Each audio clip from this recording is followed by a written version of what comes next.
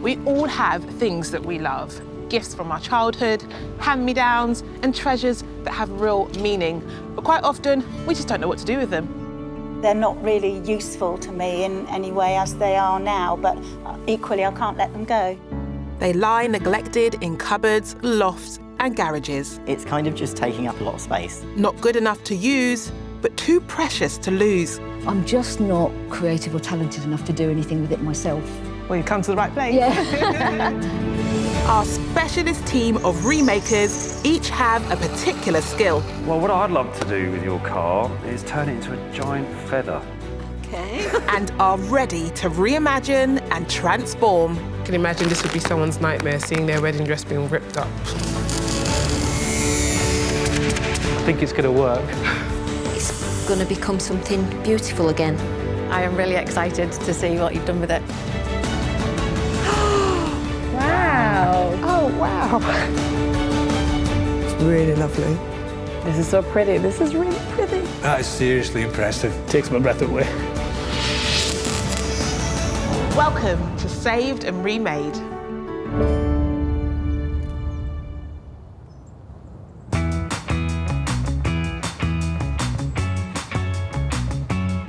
Kickstarting today in the workshop is Ricky from Newcastle with his karate belts and suit, known as a ghee. Hello. Hello, Elizabeth. I'd like you to meet Ricky. Hi, nice to meet you. You've brought in your karate belts, Yes, which you'd like to be transformed. So tell us about these belts. When did the love of karate begin? It started when I was 6 years old. My mum got me into it because my mum's also a black belt in karate as well. Oh, wow. So, and now my wife's a black belt as well now. Yeah. Fantastic. And then hopefully my daughter will, she's nearly 2 years old, she'll become a black belt in the future. Black belt She's in been training. doing karate as well? Just started doing it, yes. Oh. So that's good. Oh, sweet. A family of black belts. Sounds kind of terrifying in a way. I do not want to mess with you. So did your mum used to, what, take you to sessions with her? She used to take me to sessions and I'd just be in the corner watching, and then that's how I started going to the children's sessions there. And then I progressed all the way through. So I kept up the hobby and opened up my own karate club, which I've had for 9 years now. Why do you want your belts to be saved and remade? I think just to have them passed down to my daughter Freya, I think they'd be amazing to see the journey I went through, then watch her hopefully gain all her coloured belts as well, and to keep them as well. I think it's going to be something amazing. What are the do's and don'ts? I think because I worked so hard to get my black belt, I don't want to see that get cut up, I think. Okay. But the rest of the belts, it's okay.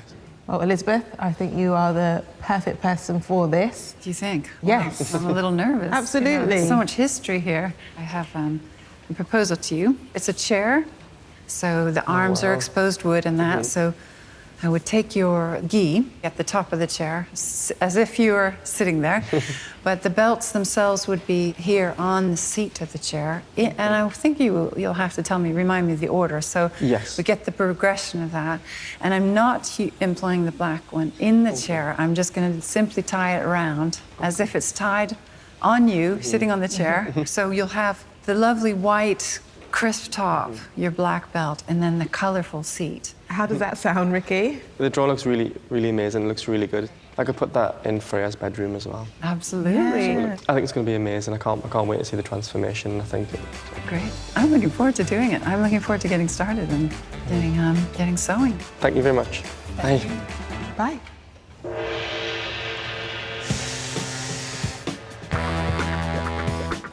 Ricky might be an expert in martial arts, but when it comes to fabric, Elizabeth is most definitely a black belt. It looks quite good because it's so colourful, and it should be quite a striking chair, hopefully, in the end. To accentuate the colours of Ricky's belts, she's using his ghee as the backdrop on a simple Danish-style chair. This is quite a tricky bit, I have to say. Putting this piece in and getting that neck piece to stand up. You know, this will be flat upholstered onto there, nice and tight. So it will be armless in the end, but it will look all right, I promise you. Elizabeth wants to create a 3D effect with the collar. She's sewing along the existing lines of the ghee to disguise her stitch. When you're working on something that has a three-dimensional neck, like this here, is you have to sew it in a way that somewhat hides the seam, because you can't just sew a seam on top of something without it kind of looking obvious. So, so what I try to do is I pick a seam that's already existing in the garment.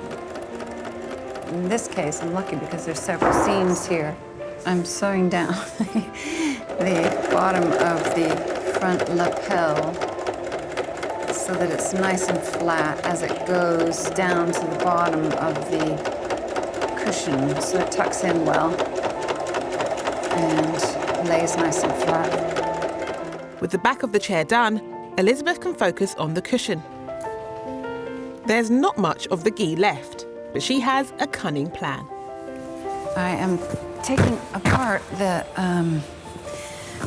old cover. I'm going to use it as a pattern so that I can get the measurements absolutely right before I cut the ghee, because there's just the one cut. There's not going to be a second chance at it.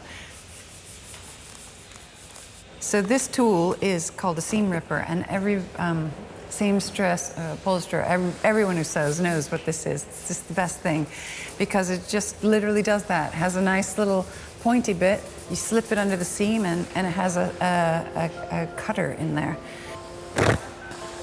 Very satisfying. There we go. Don't need that piece at the moment. So these are my 2 side panels plus the end panel. Nice work, Elizabeth.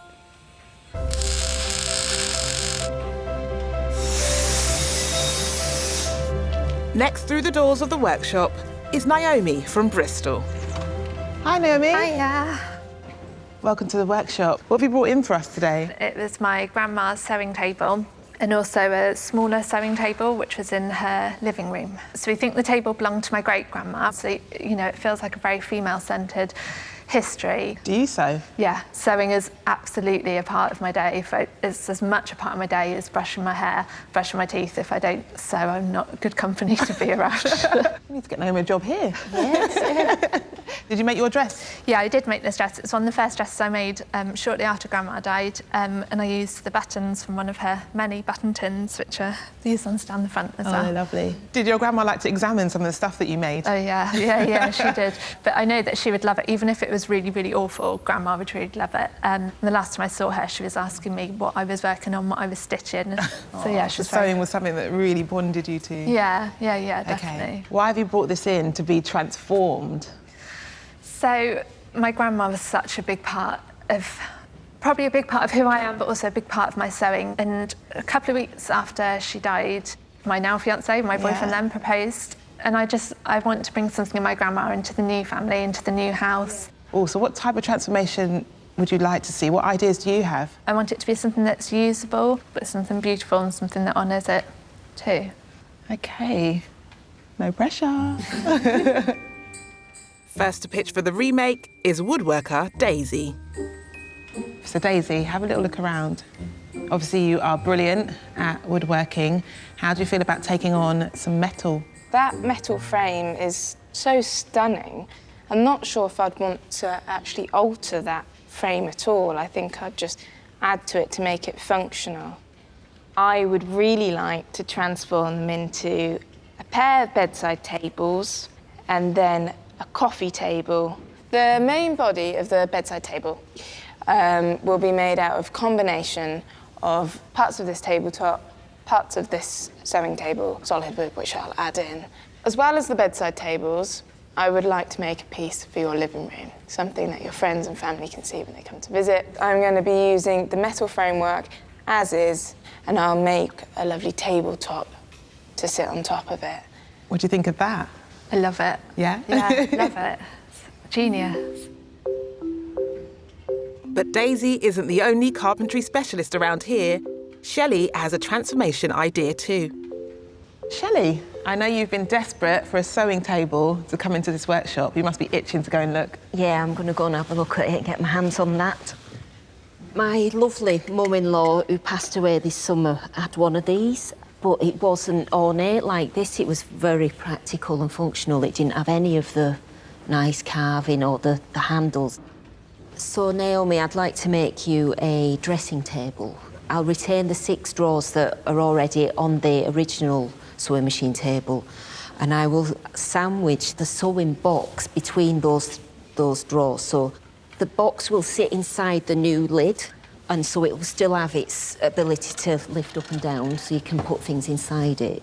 I will use the flywheel to make a base and put a steel rod to support it as well. The side legs, the cast iron original legs, I'll cut them in half, and the other parts of the legs that I've cut in half, I'll place on the top so that you can display things on it. You can put photographs in it, or you can put trinkets or jewellery or scarves or something, and a dressing table mirror in the middle of it.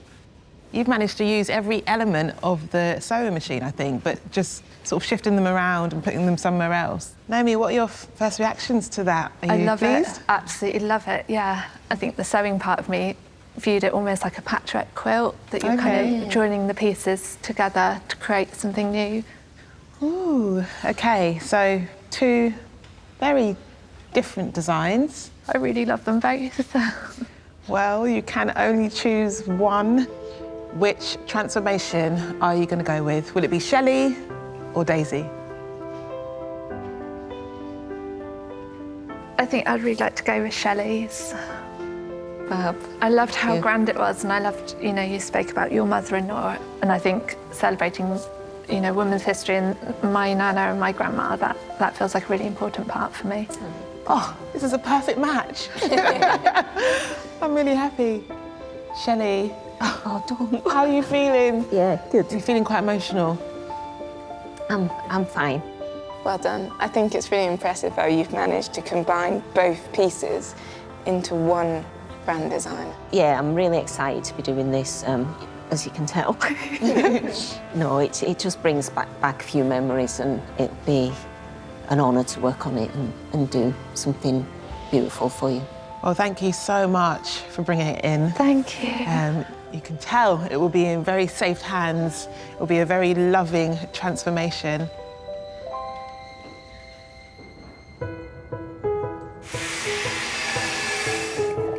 Having a sewing table to transform is Shelly's dream project, and she can't wait to get started. So what I want to do is start to pull it apart, so it's a bit like a jigsaw at the minute. I'm pulling bits off. I pulled a few of the screws out from the tabletop, and it should just lift off. Let's see. To pull it apart, I've just got some slotted screws because it's an old machine, so Causey head and Phillips weren't invented until like electric screwdrivers were. So this definitely won't have any cross-head screws in it. So I've got some flat heads, and there's some bolts which could be pretty rusty. Might not be. And I'll have to put some, maybe heat them up to loosen them up a bit with a heat gun.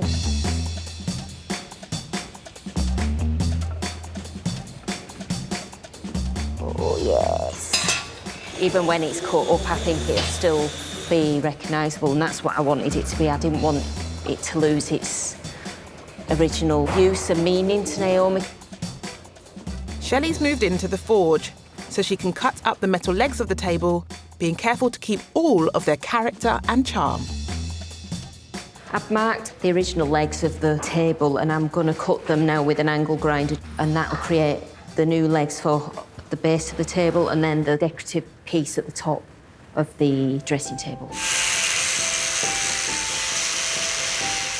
Not just an expert when it comes to woodworking, Shelly's pretty handy at metalworking too. So now I've got it all smoothed off how I like it, I just need to take it back to the other workshop and put it back together into a different jigsaw. See how we get on with that.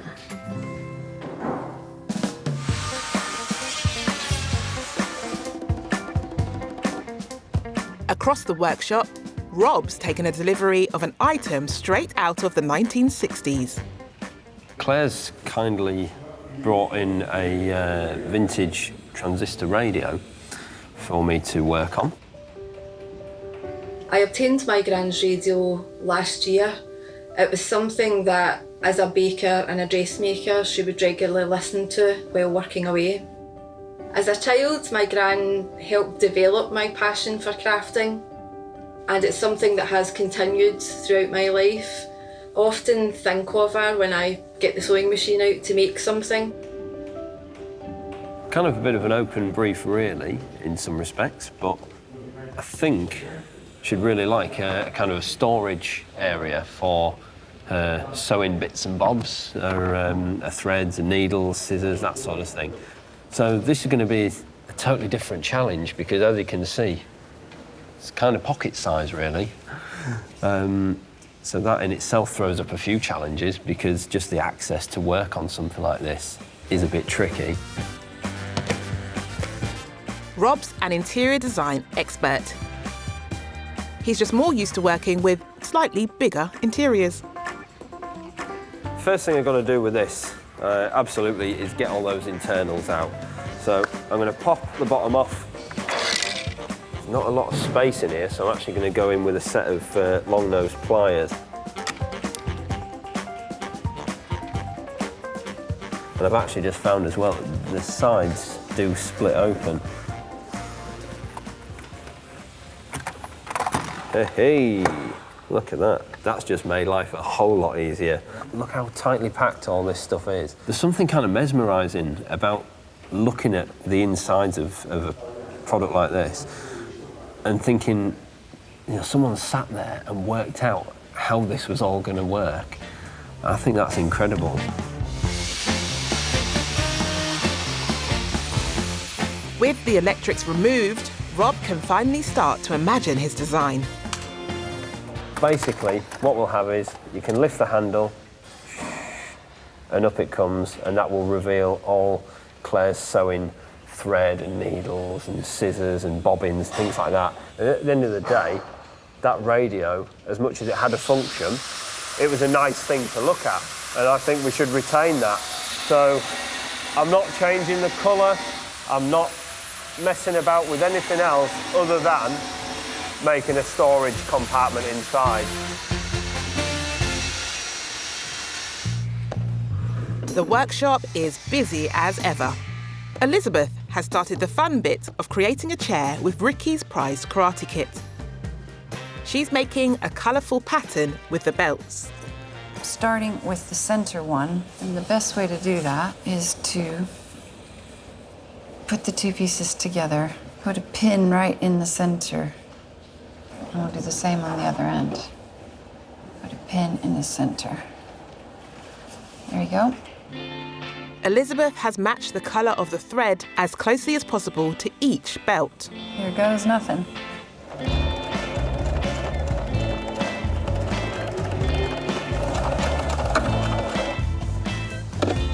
Okay, one side done. It's the brightest one. It's a nice one to start with, actually. 6 more to go. But first, she needs to get the positioning correct with a nifty little gadget. Is sewing and knitting gauge. You can set a measurement and then just use that to duplicate. Once she's lined everything up, Elizabeth can sew on the belts, taking care to preserve the tags that show the progress of a karate student. There you go. Wow, it's looking good. And for the finishing touches, all that remains is to polish up the chair's frame. It's a simple technique, but to put it in karate terms, wax on, wax off.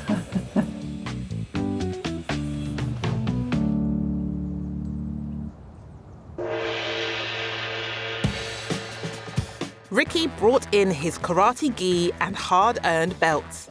Now he's back to check out Elizabeth's handiwork. Hi, Elizabeth. Hi, Ricky. Welcome back. Ricky, you left us with, what was it, some karate belts? Karate belts and a karate gi. The gi, the jacket. Yeah, the jacket. beautiful jacket. white press jacket, yeah. So should we have a look? Yes, definitely. Okay, you ready? Yes, thank you. Here we go. Wow, that looks incredible. Really amazing. You've done a very nice job. Are they in the right order? They're in order, yes, they are. They're in the correct order. The back looks really good, like someone sitting there wearing the black belt. Yeah. It definitely tells a story just by looking at it. For me, anyway. It looks amazing. You've put the white underneath the coloured belts as well, so that brings out the colours of the rainbow. Yeah, there. they really Yeah, it really makes them pop. Yeah. He's done a really good job of the stitched into the karate gi with the black belt. The tags are there as well, so we can see the progression from when I was a junior there, getting the stripes. Yeah, those were important. I wanted to make sure those were included. Most importantly, is the chair comfortable, Ricky? Have a seat. Have a seat. Yes. Yeah. Oh, yes, thank you. It's very comfortable. It's really nice.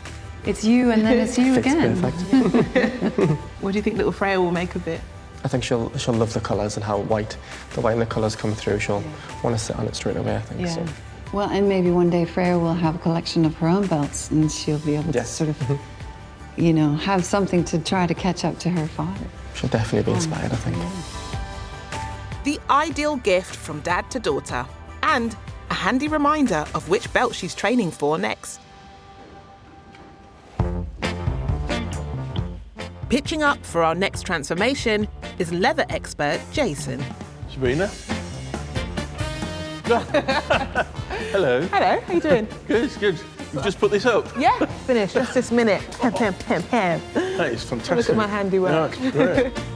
With almost a decade of leather work under his tool belt, Jason brings an exceptional level of craftsmanship to his work, which should please outdoor enthusiast Ed from Leeds, who's the proud owner of this terrific tent. Ed. Hi. Hello, how you doing? Yeah, all right. It's Jason. Ed, nice to meet you. Hi, Jason. Very good. Right, this must be yours. Yeah, this is. It's the old family tent. Judging by the colours, must be 1970s. We used it for our family holidays. Some really fond memories, kind of sunny times in France. The tent takes up about half the car. It's a bit of a beast. How many of you would camp in this tent? My parents, then me and my older brother. 4 of you would sleep in here? Yeah. Not like, you know, modern days, it's all a bit fancy and people have their own tents, but no, we're all squashed in. Why have you kept hold of this? I think just like lots of things, it's just laid around collecting dust over the last few decades. My dad passed away in the early 90s, so I think that was the last time we used it as a family. Is there anything as part of this tent that you'd like to retain? There is just one little detail, this little label. I don't even know quite what it says, but it's the people who've made it. This one here? Yep.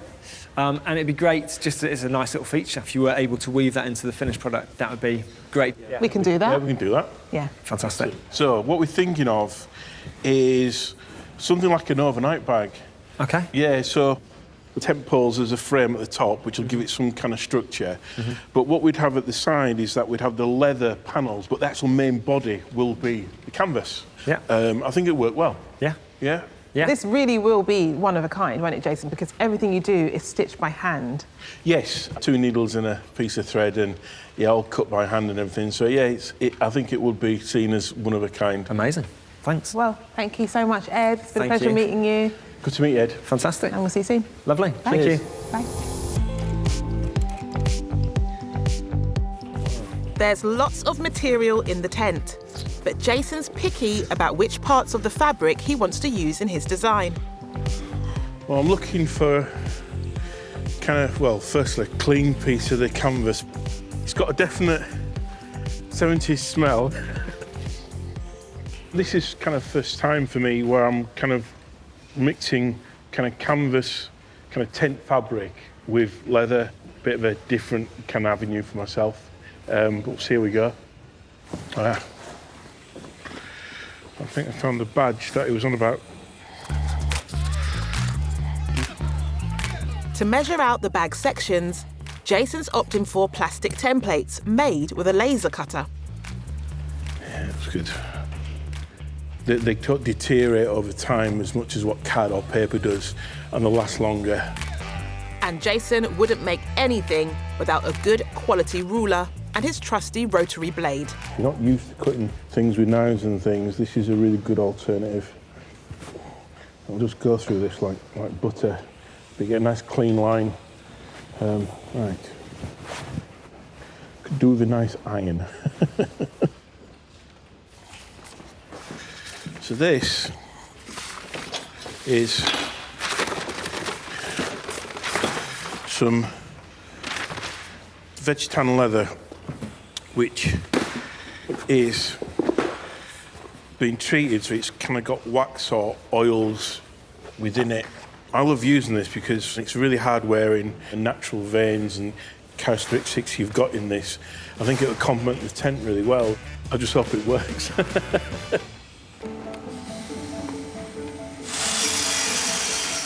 Hoping the same thing is remaker Shelly, who's busy working on her latest project. Earlier, Naomi brought in 2 sewing tables that belong to her grandma. I want it to be something that's usable, but something beautiful and something that honours it too. Remaker Shelly plans to transform them into a bespoke dressing table. Oh, yes. Even when it's cut up, I think it'll still be recognisable. Now she's reached a critical stage in her remake, as she needs to cut a hole in the middle of what's going to be the dressing table. This is probably the trickiest part of the project, really, cutting this hole out, even though it just seems like I'm cutting a hole out. It has to be dead accurate because this has to look part of the same table top. So it'll look like a flat tabletop and that'll lift up and you'll see it into the box. This bit's really important to sort out the measurements, get it how I want it before I start cutting, because that's got to be perfect. So she measures and measures again before preparing to cut. But she's got one more trick up her sleeve to make sure the hole is going to be perfect. So I'm making this jig so that I can cut the perfect square out of the tabletop. So a jig is basically a guide so that when I run the router along the edge of it, I'll get the same cut each time. So I'll just drive it along like that and I'll get a nice line. This has to be perfectly square or else it won't work.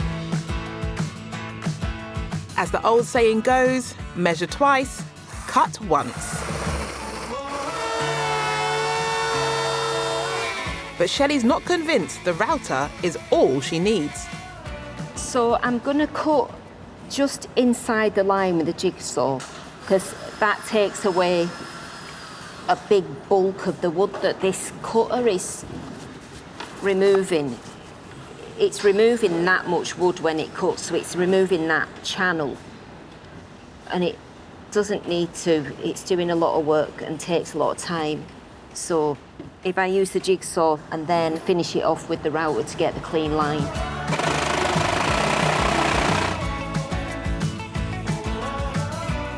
Hopefully the old little tabletop will sit nice and snug into that. A perfect fit.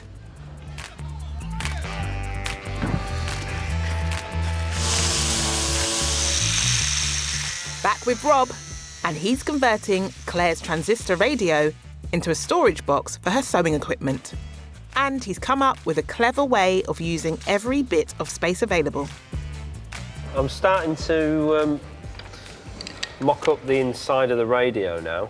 This is all for sewing equipment, so we've got little bobbins, needles, pins, tiny little scissors, things like that. So I'm working out the available storage. As you can see, there's not a lot of it, but we are going to be able to get a few bits in there.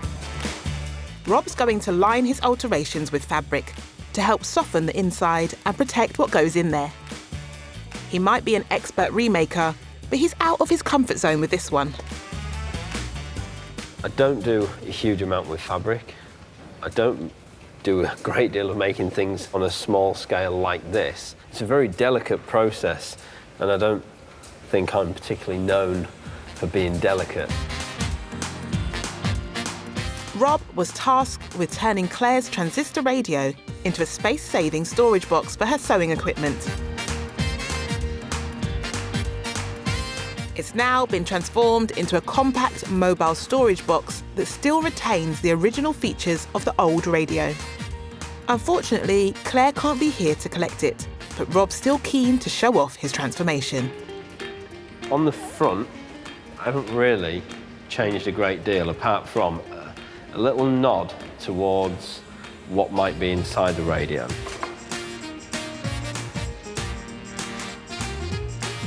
I've created, out of plywood, a kind of framework. It's a bit House of Cards looking sort of thing. But these are all the little compartments that Claire can use for little cotton bobbins and buttons, scissors, pins, needles, that kind of thing. And I made a little spindle on the side here where she can put a cotton bobbin on and just pull the thread and just keep going. I thought it was a nice, cheeky little thing to put in. Working on this radio, I kind of got a feel for what it must be like for the sort of people that make doll's house furniture. Everything was just so small and intricate. It's a great transformation. Let's get it in the post to Claire. Oh, look.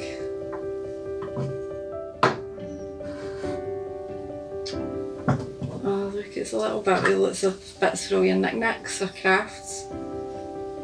And it's even got a bit that you can put a spool of thread on. Oh, it's lovely. I really love it. He's done a great job, a really great job. I think my gran would be really, really proud. Rob's done a fab job. That's absolutely brilliant. Thank you so much.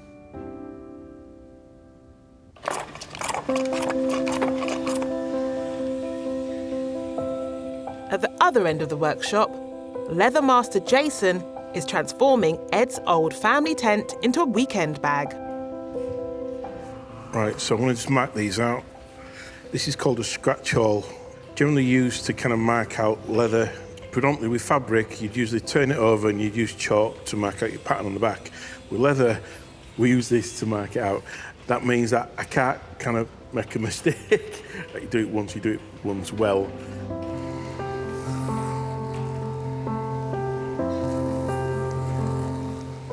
I've marked all this up, so I think we're prepared to start cutting. And to do this, Jason's using a special tool known as a clicker knife. And once his sections are cut out, he's moving on to creating an essential element of any bag. So now I can use my plough gauge to cut a strap. So plough gauge is a very old traditional tool. I think the kind of name comes obviously, you know, from a plough machine from a farm that kind of parts the wheat. So basically I'm going to part the leather strap from the leather hide. So what I'm doing here, I'm going to use my template to get the width that I need. Just double check again, check twice, do once. Then what I do is that with my straight line, I'm going to feed it through. Just hopefully I should be able to get a nice straight line with this. The idea is that I'm kind of going to pull the leather through, and as I'm drawing it through, it's going to cut the strap. Easier said than done, because depending on the thickness of the leather, it can be a bit tricky. And also, the blade needs to get sharp. That's probably the most important thing. Done. Nice straight line. We're going to do 2 of these. Once he's cut out both straps, he begins to bevel the leather. So beveling is basically, it's taking a straight edge and basically make the edge kind of like that. I think in the woodwork term it's called chamfering the edge, so it gives it a bit of an angle. And to do this, I'm going to use like an edge beveler. And the key to this is not to move up and down, just keep running down that straight line down there. Get a really nice kind of beveled edged. You can probably just see it there. Creating a unique bag of this quality takes time. But Jason's a perfectionist, prepared to put in the hours before moving on to the stitching process. Now this is my stitching clamp, very much a traditional tool that a leather worker would use. So I'm going to be using these needles, these saddler's needles. I'm now going to just thread the needles. I'm going to go through the first hole, then I'm going to put this around the back so it's like a cross. And use these fingers here to help me pivot round and put the second needle through the same hole I've just come through. Then I'm going to just flick this over and I'm going to pull this tight. And with that, the first saddle stitch is done. So when I started learning leatherwork, I think one thing I was dreading was definitely stitching. And what I didn't realise was that it's almost quite therapeutic as well. I really like how it makes me feel calm and patience and just stillness. And I think stitching really kind of embraces that really well.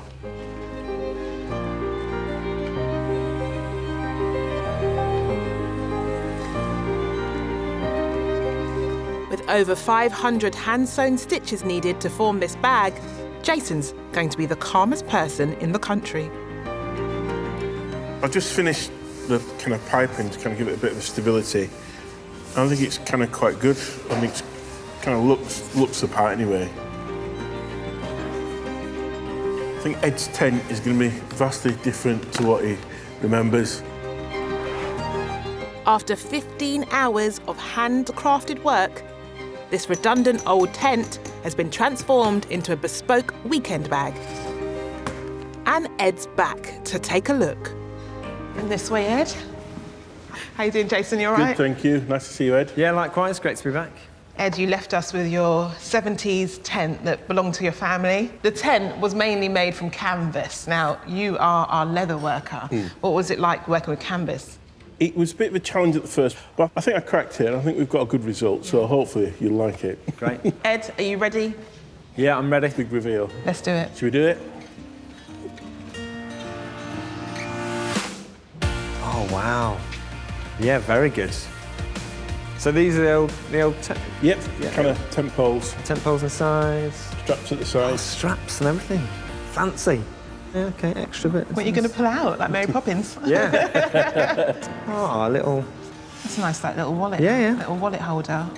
OK. Yeah. Oh, look at that.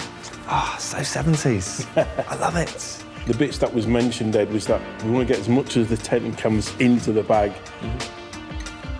But also, even on the other side, you've got this lovely kind of pocket where you just got things in that you might just put your phone in.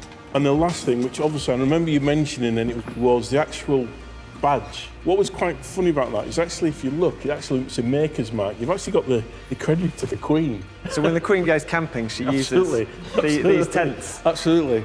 She'll have a bag like that as well. Yeah, well, no, she doesn't. Only I have a bag like this. Do you know what I find most incredible about this? That you've done all of this by hand, even the stitching. Yes. It's one of my labour of love. I just can't believe quite how regularised it is. It looks so... It's got to be. Yeah. Precision work. Yeah, thank you. Outstanding. Yeah, good.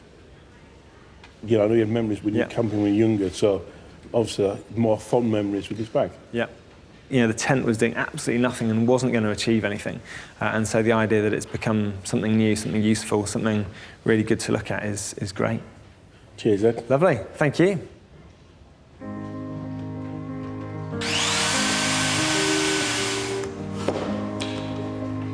Shelly's on the home straight of her transformation of Naomi's much-loved sewing table. And it's a project that's also close to her own heart. My mum-in-law had one of these tables, so it's quite sentimental to me, this project, because it reminds me of more of my lovely mum-in-law.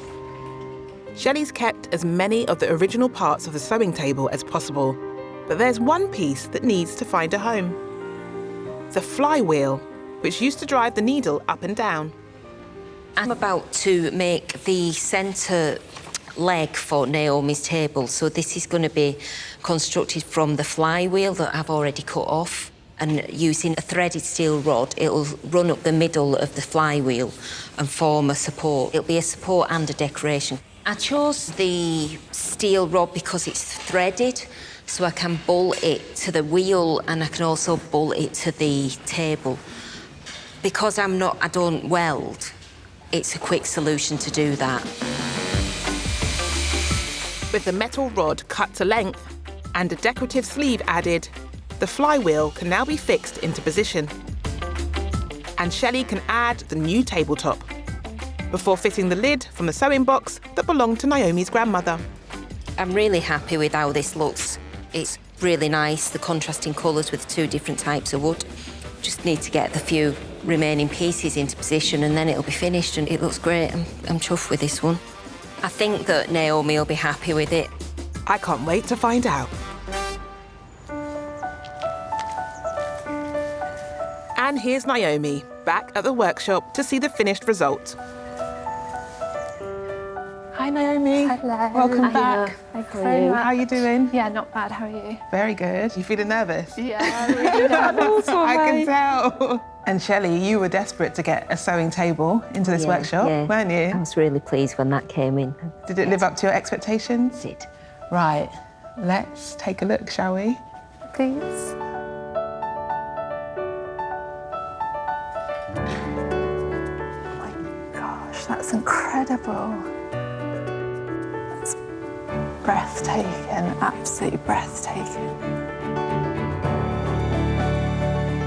Oh my gosh, yeah. Would you like to take a seat? Yes, please. At your lovely new dressing table.